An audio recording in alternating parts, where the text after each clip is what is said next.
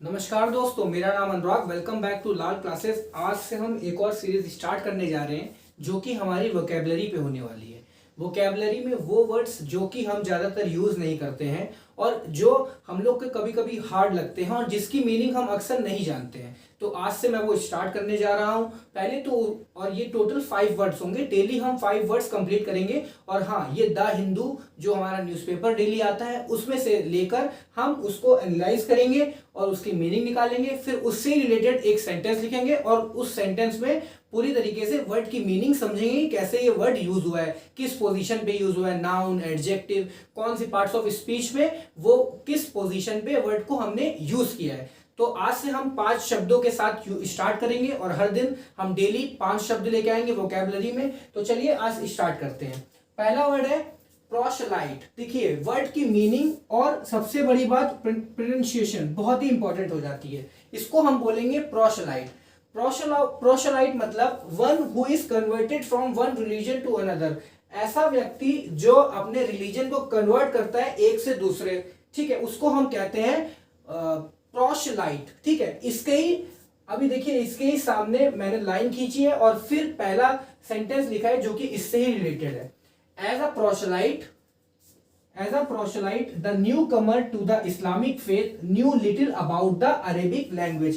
Newcomer वो इंसान होता है जो कि फील्ड में बिल्कुल नया नया आया होता है, उसको हम कहते हैं न्यूकमर। तो एज अ प्रोसलाइट होने के नाते जो न्यूकमर था इस्लामिक फेथ में, वो बहुत ही कम जानता था अरेबिक लैंग्वेज के बारे में। मतलब कि उसने अपना रिलीजन, सिख, हिंदू, कोई भी रिलीजन हो, उससे उसने चेंज करके इस्लामिक में गया है। तो उसके बारे में, वो अरेबिक लैंग्वेज जो यूज होती है उसमें, उसके बारे में वो बहुत ही कम जानता था। और प्रोसलाइट ऐसा व्यक्ति होता है जो कि अपने रिलीजन को कन्वर्ट करता है एक से दूसरे में।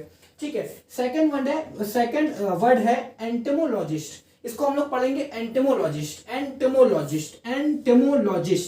एंटमोलॉजिस्ट वो व्यक्ति होता है, वो एक्सपर्ट होता है जो कि साइंटिफिकली स्टडी करता है इंसेक्ट्स की, कीड़े मकोड़ों की जो स्टडी करता है उसे हम कहते हैं एंटमोलॉजिस्ट। अब उससे ही रिलेटेड सेकंड सेंटेंस है, it is also home to a tropical entomologist. ये घर है किसका? एक ट्रॉपिकल एंटमोलॉजिस्ट। ट्रॉपिकल वो एरिया होती है जो पहाड़ी एरिया, ठीक है, उसे हम कहते हैं ट्रॉपिकल। तो वहां पर जो इंसेक्ट्स की स्टडी करता है उस बंदे को कहते हैं हम लोग ट्रॉपिकल एंटमोलॉजिस्ट। उसका नाम है एर्नोल्ड वैन हुइस। तो ये घर है ट्रॉपिकल एंटमोलॉजिस्ट का, जिसका नाम है एर्नोल्ड वैन हुइस। चलिए थर्ड समझते हैं। हम लोग इसको पढ़ेंगे इंटरलूड मतलब होता है interval between the two events. दो इवेंट्स के बीच में जो इंटरवल दिया जाता है उसे हम कहते हैं इंटरलूड। इससे रिलेटेड जो हमारा सेंटेंस है वो थर्ड है, there will now be an 15 minute interlude. अब आपको थोड़ी देर बाद इसमें 15 मिनट का इंटरलूड मिलेगा। ठीक है, 15 मिनट का रेस्ट मिलेगा दो इवेंट के बीच में, इसका मतलब ये इंटरवल। 4 आइडियोसिंक्रेसी। इसको कैसे पढ़ेंगे? आइडियोसिंक्रेसी मतलब होता है वो आदत जो बहुत ही पेचीदा हो, बहुत ही आप कह सकते हैं पेक्यूलियर हो, यूनिक हो। इससे रिलेटेड जो सेंटेंस है, एवरी विलेज हैज इट्स आइडियोसिंक्रेसी। आप जैसे कि जानते हैं कि हर विलेज में कुछ ऐसे रिचुअल्स होते हैं जो कि दूसरे विलेजेस में आपको आमतौर पर नहीं मिलेंगे, उसको हम लोग कह देते हैं कि आइडियोसिंक्रेसी। तो ऐसे विलेजेस, उनके कुछ ना कुछ, हर विलेज के कुछ ना कुछ ऐसे रिचुअल्स होते हैं जो पेक्यूलियर होते हैं, अलग होते हैं बिल्कुल। वो हमारी आदतें भी उसमें कुछ अलग होती हैं। ठीक है, तो वो हो गया, हर विलेज अपनी खुद की आइडियोसिंक्रेसी उनकी होती है, इसमें लिखा हुआ है। फिफ्थ है ब्रिटल मतलब होता है वो चीजें जो कि बहुत आराम से टूट सकती है। ठीक है, जैसे कांच हो गया। Fifth, constant stress. लगातार स्ट्रेस लेना has made our nerves brittle.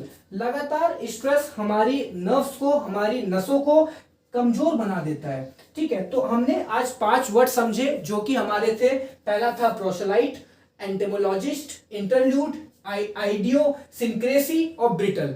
मैं आशा करता हूं कि आपको जो हमने वर्ड्स यूज किए वो समझ में आए होंगे और उससे ही रिलेटेड मैंने कुछ सेंटेंस भी यूज किए और हर वर्ड को सेंटेंस में मैंने यूज किया। जैसे मैंने प्रोसलाइट यहां यूज किया, एंटेमोलॉजिस्ट यूज हुआ, फिर थर्ड में मैंने इंटरल्यूड यूज किया, फोर्थ में मैंने यूज किया आइडियोसिंक्रेसी, फिर फिफ्थ में यूज किया ब्रिटल। तो जैसे जैसे यहाँ पर सीक्वेंस वाइज मैंने नंबर यूज किए हैं, वैसे ही सेंटेंस में भी सीक्वेंस वाइज यूज किए हैं। तो आई होप आपको समझ में आया होगा आज जो हमने आज पढ़ाया, जो हमने समझा कि कैसे बहुत जो हार्ड वर्ड्स होते हैं, जो अक्षर हम यूज नहीं करते हैं, उसको कितनी आसानी से समझ सकते हैं, उसका मतलब समझा और उससे ही रिलेटेड हमने सेंटेंस समझे।